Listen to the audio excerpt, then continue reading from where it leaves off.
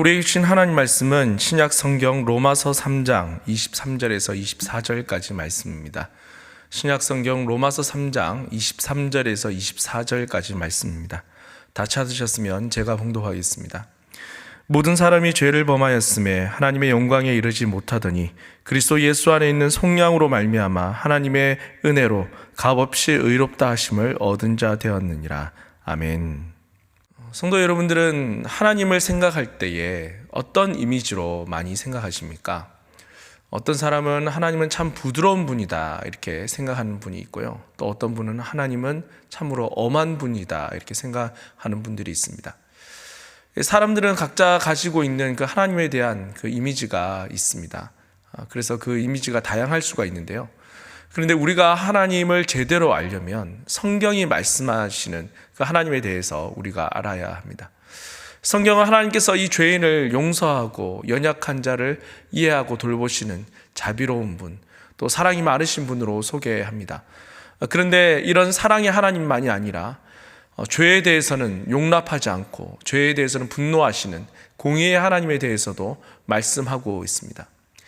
우리는 지난 2주간에 통해서 모든 사람이 죄를 범하여서 하나님의 영광에 이르지 못한다는 구절을 통해 죄가 무엇이며 하나님의 영광에 이르지 못하는 것이 무엇인지에 대해서 우리가 함께 살펴보았습니다. 그래서 모든 사람이 죄인이며 하나님의 심판을 받아야 함을 우리가 살펴보았습니다. 하나님의 그 의로운 분노는 이 성경이 가르치는 이 복음의 핵심 요소입니다. 하나님께서는 죄를 용납하지 못하시고 그 죄에 대해서 분노하시는 분이라는 거죠. 따라서 우리는 죄에 대해서 분노하시는 하나님에 대해서 우리가 알아야 합니다. 그리고 죄를 용납할 수 없는 거룩하신 하나님에 대해서 우리가 증거할 수 있어야 합니다. 의로우신 하나님은 모든 것을 온전하고 공평하게 다스리고 심판하십니다. 하나님이 의로우시다고 할 때 한편으로는 이 전능하신 분이 공의로 세상을 다스리고 심판하신다니 참으로 다행으로 여겨질 때가 있습니다. 세상에 악인이 가득하고 또 불의가 많을 때에 이 세상만 볼 때에 답답하지만은 반드시 하나님께서 심판하실 거기 때문에 그 하나님의 공의가 감사하고 또 그 하나님의 그 공의에 대해서 우리가 소망을 가지게 됩니다. 하지만 한편으로는 양심이 있는 사람의 경우에 그 의로우신 하나님이 부담스럽게 여겨집니다. 하나님이 의로우시다면 우리도 그 하나님의 심판의 예외가 아니라는 생각을 할 수 있기 때문입니다. 우리는 모든 사람이 죄인이라는 사실과 함께 분명히 기억해야 될 것은 죄인은 의로우신 하나님 앞에 심판을 받는다 하는 사실입니다. 모든 사람이 죄인이기에 그 심판을 피할 자가 없고 결코 예외는 없습니다. 이 죄인에게는 영원한 불이 있는 지옥이 기다리고 있으며 하나님의 엄청난 진노와 또 영원한 형벌이 기다리고 있습니다. 이런 심판을 피할 자는 그 누구도 없습니다. 이 죄인인 인간은 모두 의로우신 하나님 앞에 심판을 받아 형벌을 받아야 합니다. 이것이 어쩌면 모든 인간이 예외 없기 때문에 우리 인간의 미래이고 또 인생의 결과라고 할 수가 있습니다. 이런 결과를 이야기할 때에 절망적일 수밖에 없습니다. 하지만 인간을 창조하시고 또 사랑하시는 그 하나님은 인간의 이런 멸망을 그냥 두실 수 없으셨습니다. 하나님은 친히 인간을 구원할 계획을 세워주셨고 또 그 구원을 성취하기 위해서 예수 그리스도를 보내주셨습니다. 그리고 성령님을 보내셔서 택하신 자들을 하나하나 부르시고 그들에게 구원을 적용시켜서 구원을 그들에게 허락해 주셨습니다. 그래서 멸망받을 죄인이 예수 그리스도를 통해 의롭다함을 입는 구원의 소망이 생기게 되었습니다. 오늘 본문 로마서 3장 24절에 보면 그리스도 예수 안에 있는 속량으로 말미암아 하나님의 은혜로 값없이 의롭다 하심을 얻은 자 되었느니라 이렇게 말씀하고 있습니다. 이 타락한 인간의 도덕적 상태, 또 하나님께 대한 인간의 반역, 또 하나님의 심판이 기다리고 있는 이 처참한 결과를 우리가 살펴봤는데요. 그러나 오늘 본문은 그리스도인인 경우에 하나님 앞에서 완전한 신분이 달라졌다 하는 것을 우리에게 보여주고 있습니다. 그리스도인은 더 이상 하나님 앞에 죄인이 아니라 예수 그리스도를 믿음으로 의롭다 하심을 받은 상태가 되었음을 우리에게 말씀해 주고 있습니다. 이 성경은 하나님의 의로우시다고 가르치고 있습니다. 하나님 앞에서 옳다 인정함을 받으려면 도덕적으로 순수하고 절대적으로 완전함이 필요합니다. 태어나는 순간부터 죽는 순간까지 모든 생각과 말과 행동이 하나님의 뜻과 일치해야 된다 하는데요, 그런 사람은 도저히 찾을 수가 없습니다. 아담의 타락 이후로 하나님의 의로우신 요구를 완전히 만족시킨 사람은 그 아무도 없습니다. 우리는 하나님 앞에 설 수 있는 어떤 권리나 능력, 또 공의가, 또 공로가 없습니다. 우리는 아무런 자격이 없고 우리는 이 결함을 극복할 수가 없습니다. 하나님이 무엇인가를 해주시지 않으면 우리는 여기서 벗어날 수가 없습니다. 칭의라는, 우리를 의롭다고 하시는 것은 오직 하나님의 은혜로 우리에게 주어지는 것입니다. 칭의라 하는 것은 의롭다, 칭하다라는, 의롭다고 해주신다라는 것인데요, 어떤 사람을 의롭다고 선언하는 법정에서 사용되는 용어입니다. 다시 말하면 칭의는 법정에서 무죄 선고를 하는 의미인 것이죠. 그 사람은 죄인이 아니라 의인이라고 칭함을 받는 것입니다. 예수님을 믿는 사람은 하나님의 심판대에서 의롭다 하심을 받게 됩니다. 여기서 우리가 칭의를 좀 더 생각해 볼 때에 의롭게 되다라는 말은 예수님을 믿는 순간에 실제로 의로워진다라는 것이 아닙니다. 또한 이 말은 믿는 사람에게 특별한 은혜가 주입되어서 더욱 의로워진 행위를 통해서 하나님께 의롭다 하심을 받는다는 그런 뜻도 아닙니다.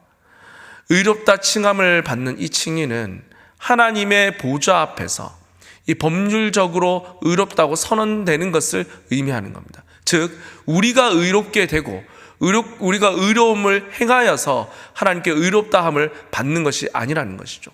하나님께서 법정에서 우리를 의롭다고 칭해 주시는데, 하나님께서 그 의롭다고 칭해 주시는 근거가 바로 예수 그리스도의 공로를 통해서 우리를 의롭다 해 주신다는 겁니다. 예수님에 관해서는 성부 하나님의 증언을 믿는 사람들을 주님은 죄 용서해 주시고 하나님의 그 보좌 앞에, 그 심판대에서 우리를 의롭다고 해 주신다는 겁니다. 그래서 이 칭의라는 것은 우리가 또 다른 어떤 의를 행하는 것이 아니라 예수 그리스도의 의가 우리의 의가 되어서 우리가 의롭다함을 받는다 하는 것입니다. 웨스민스터 신앙고백서 11장 칭의 부분에 제1항에 보면 이렇게 말씀하고 있습니다.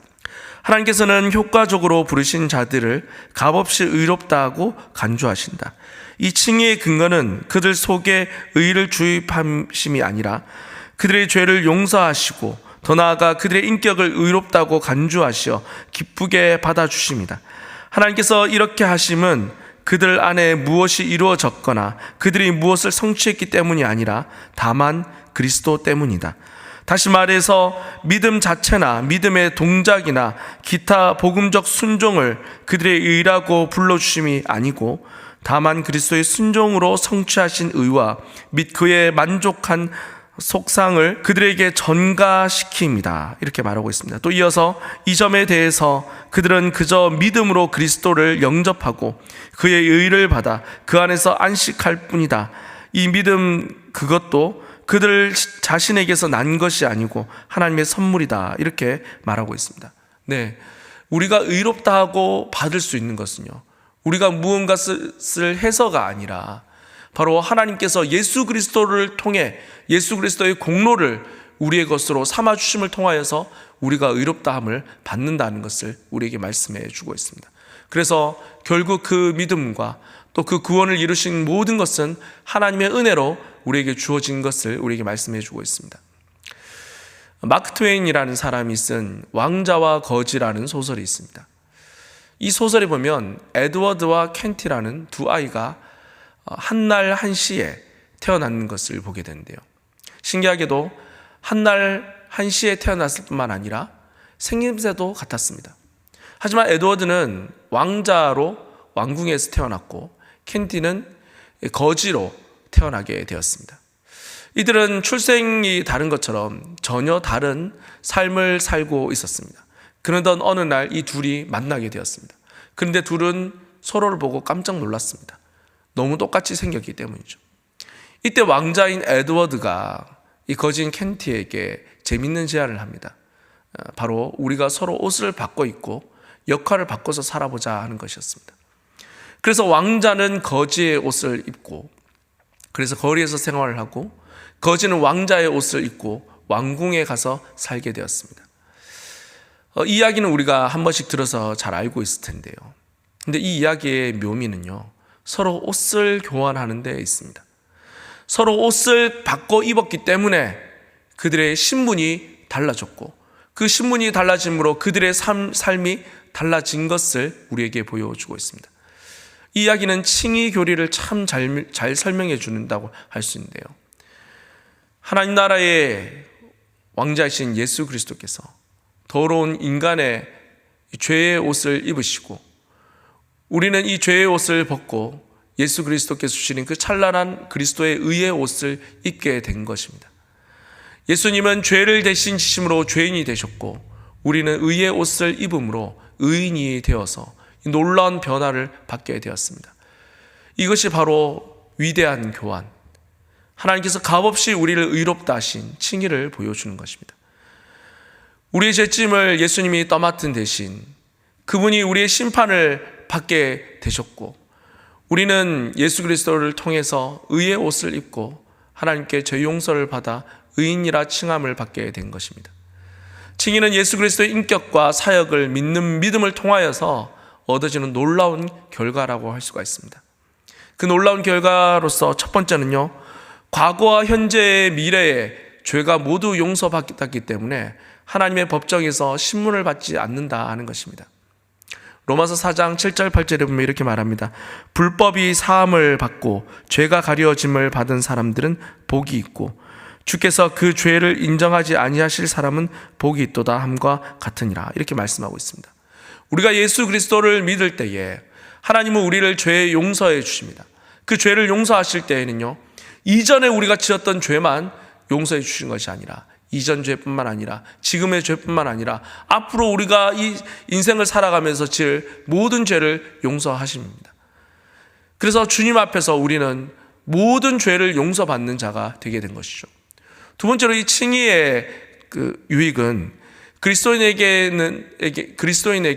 그리스도의 의가 전가되었다 하는 것으로 하나님 앞에서 의인으로 선언되었다 하는 것입니다. 예수 그리스도의 의는 믿는 자에게 주어져서 그 믿는 자의 의로 하나님 앞에 간주되게 됩니다. 그래서 고린도전서 1장 30절에는 너희는 하나님으로부터 나서 그리스도 예수 안에 있고 예수는 하나님으로부터 와서 우리에게 지혜와 의로움과 거룩함과 구원함이 되셨으니, 이렇게 말씀하고 있습니다. 칭의가 그토록 경이롭고 놀라운 이유는 예수님이 사신 온전한 삶, 예수님의 그 공로, 그것이 그리스도인들에게 전가가 된다 하는 것입니다. 바로 의의 전가를 통하여서 우리가 의롭다함을 받게 된다 하는 것이죠. 이 세 번째로 이 칭의의 유익은 그리스도인은 하나님의 보좌 앞에서 의롭다고 선언되었기 때문에 의인으로 대우를 받게 된다 하는 것입니다. 의인이라고 선언을 받을 뿐만 아니라 이제 실제로 의인으로 우리를 대우해 주신다는 것이죠. 성령은 그리스도께서 우리를 대신해서 죄인이 되셨기 때문에 그분 안에서 하나님의 의를 얻게 되었다고 우리에게 가르쳐 주고 있습니다. 고린도후서 5장 21절에 하나님이 죄를 알지 못하신 이를 우리를 대신하여 죄로 삼으신 것은 우리로 하여금 그 안에서 하나님의 의가 되게 하려 하심이라, 이렇게 말씀하고 있습니다. 예수님은 우리를 구원하시기 위해 하나님께 버림을 받으시고 또 매를 맞으시고 온갖 고통을 당하셔야 했습니다. 하나님의 저주를 짊어지시고 우리가 지은 그 죄로 인하여서 하나님의 그 엄청난 진노를 고스란히 담당하셔야 했습니다. 그분이 고난을 당하신 덕분에 우리로서는 도저히 갚을 수 없는 그 죄의 빚, 죄의 값을 청산하게 되었습니다. 그리스도인은 이제 의롭다 하심을 받고 측량할 수 없는 무한한 그 칭의의 축복을 누리게 되었습니다. 우리가 죄 용서받고 또 의인이라 칭함을 받을 뿐만 아니라 이제 하나님께서는 우리를 실제로 의인으로 하나님께서 대우해 주신다는 것이죠. 예수님의 그 의와 우리의 죄가 바뀌는 이 위대한 교환으로 죄인으로서는 도저히 할 수 없는 것을 바로 예수님을 통하여서 우리가 그 놀라운 은혜를 받게 된 것입니다. 베드로전서 3장 18절에는 그리스도께서도 단번에 죄를 위하여 죽으사 의인으로서 불의한 자를 대신하셨으니 이는 우리를 하나님 앞에서 인도하려 하심이라. 육체로는 죽임을 당하시고 영으로는 살리심을 받으셨느니라. 이렇게 말씀하고 있습니다. 바로 하나님은 우리를 이렇게 의인으로 대우해 주시고 또 앞으로 우리의 삶이 그렇게 펼쳐질 것을 말씀해 주고 있습니다. 네 번째로 이 칭의의 유익은 그리스도인은 그리스도의 속죄 사역을 믿는 믿음으로 하나님과 화평을 누리게 되었다 하는 것입니다. 이전에는 하나님의 그 진노를 받아야 됐었고 또 영원한 형벌을 받아야 될 뿐만 아니라 하나님과 원수되었던 관계였습니다. 그러나 이제 우리가 예수 그리스도를 믿음으로 하나님과 화평을 누리게 되었습니다. 로마서 5장 1절에 보면 그러므로 우리가 믿음으로 의롭다 하심을 받았으니 우리 주 예수 그리스도로 말미암아 하나님과 화평을 누리자 이렇게 말씀하고 있습니다. 전에는 하나님과 적대적이었는데 도저히 하나님의 축복은 상상할 수도 없었던 자였습니다. 그리스도인들은 이 칭의의 은혜 덕분에 이제는 더 이상 진노의 자녀가 아닌 하나님의 자녀가 된 것입니다. 우린 그리스도의 속죄의 죽음을 통하여서 의롭다 하심을 받았기 때문에 하나님의 진노를 면하게 되었습니다. 칭의의 가장 놀라운 측면은 아무런 공로 없이 오직 하나님의 은혜로 우리에게 주어진 선물이라 하는 것입니다. 본문 로마서 3장 24절에 그래서 그리스도 예수 안에 있는 속량으로 말미암아 하나님의 은혜로 값없이 의롭다 하심을 받은 자 되었느니라 이렇게 말씀하고 있지 않습니까? 그리스도인은 하나님의 은혜로 값없이 의롭다 하심을 받았습니다. 이 값없이라는 것은 헬라어 원어로 거저, 과분하게, 이유 없이라는 그런 뜻을 가지고 있습니다. 그리스도 예수께서는 죄가 없으십니다.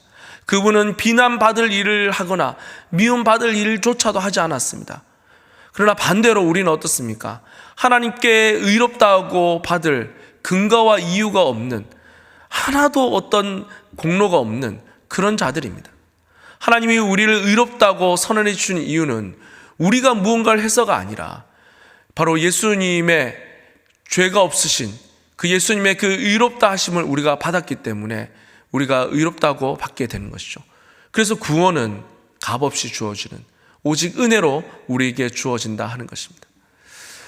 믿음을 통해 의롭다 하심을 받는다는 이 교리는 우리 기독교와 또 다른 종교와 확연한 차이를 우리에게 보여주는데요. 다른 종교는 인간이 무언가를 노력해서 인간이 어떤 공로를 쌓아서 구원을 받는다는 것을 하나같이 가르치고 있습니다. 유대교 또한 그들이 율법을 지킴을 통하여서 그들은 구원받는다 생각하고요. 또 불교도 고행을 통하여서 또 이슬람교는 코란을 지킴으로라고 이야기합니다. 그러나 우리 성도는 어떻습니까? 죄인이 예수 그리스도를 믿음으로 예수 그리스도의 의의 공로를 받아 구원을 받는다 하는 것입니다.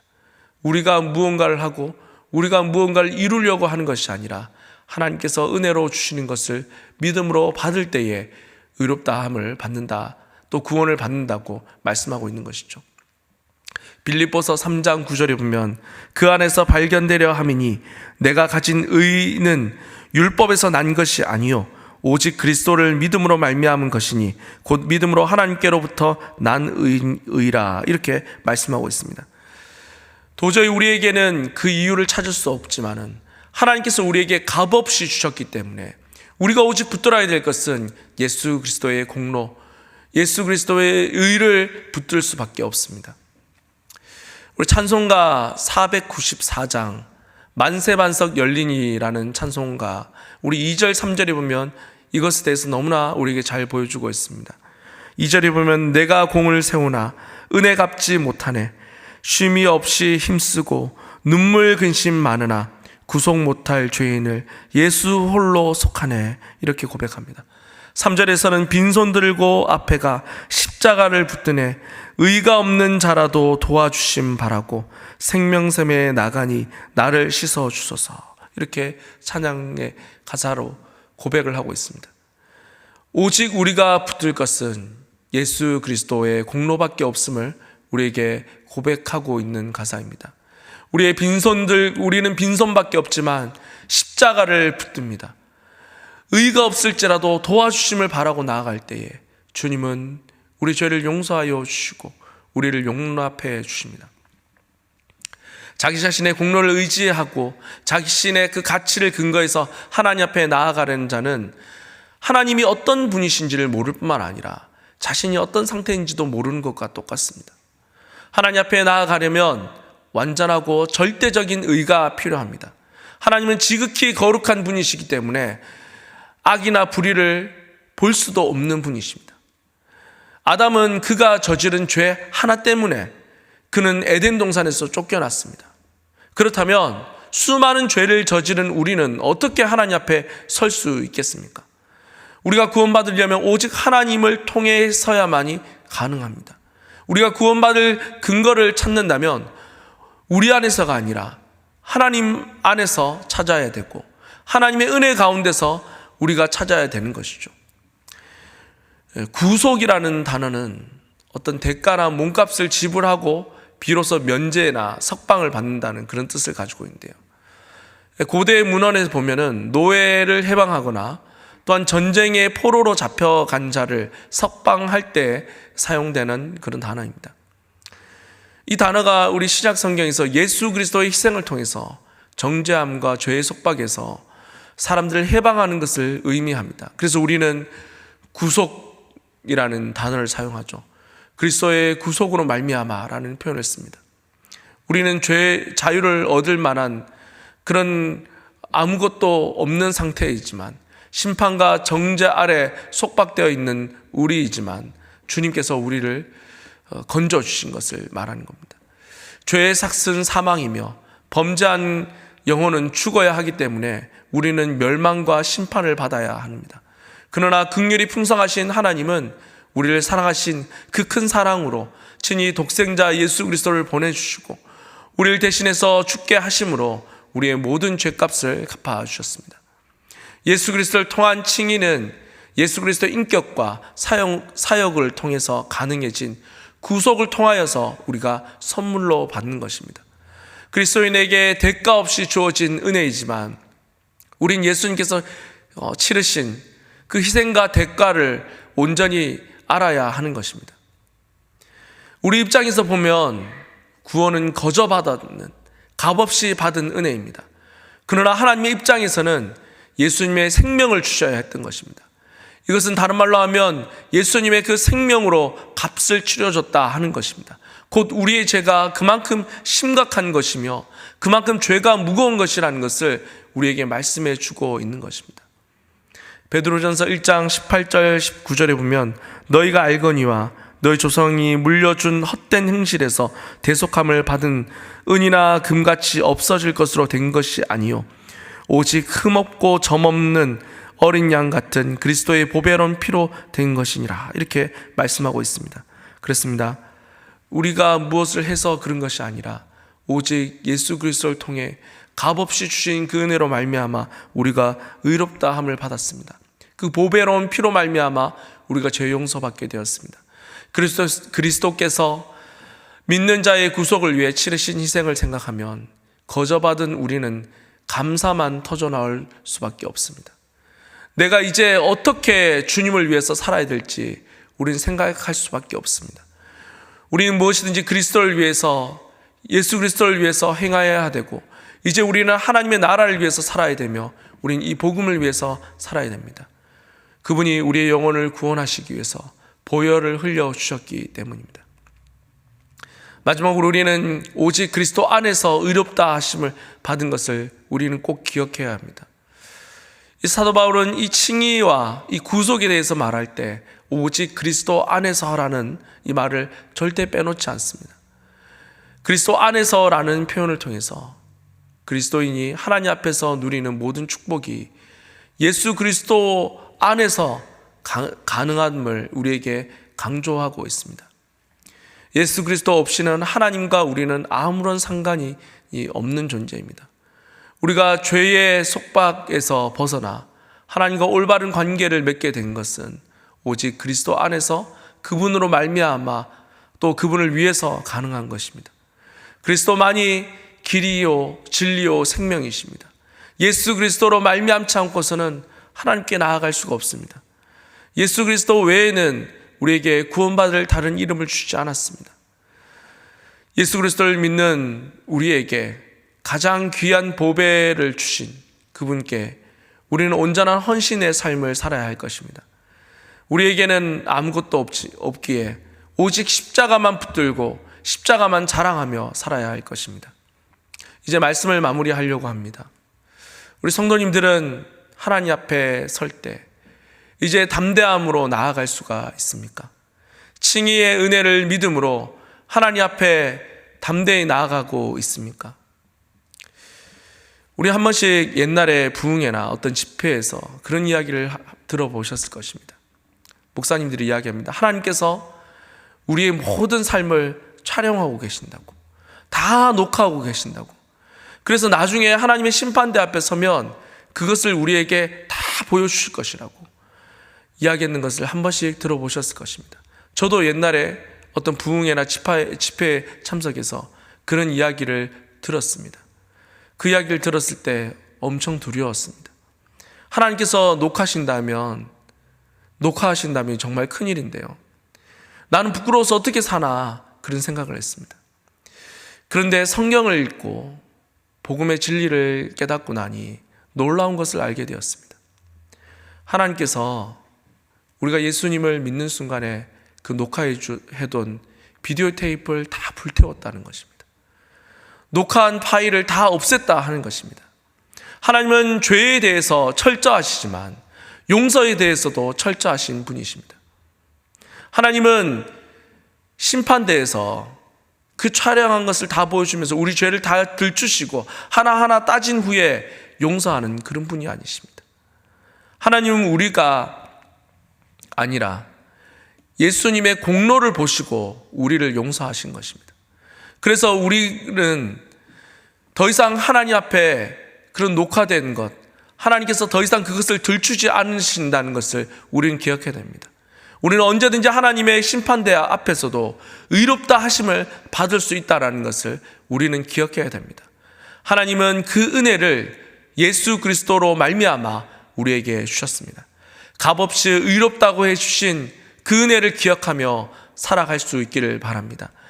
우리에게 이제 더 이상 심판과 정죄가 아니라 하나님의 은혜만이 있음을 기억하고 하나님 앞에 담대히 나아갈 수 있기를 바랍니다. 언제나 하나님께서 우리를 받아주시고 우리를 의롭다 해주시는 것을 기억하며 그 은혜로 살아갈 수 있는 모든 성도님들 될 수 있기를 바랍니다.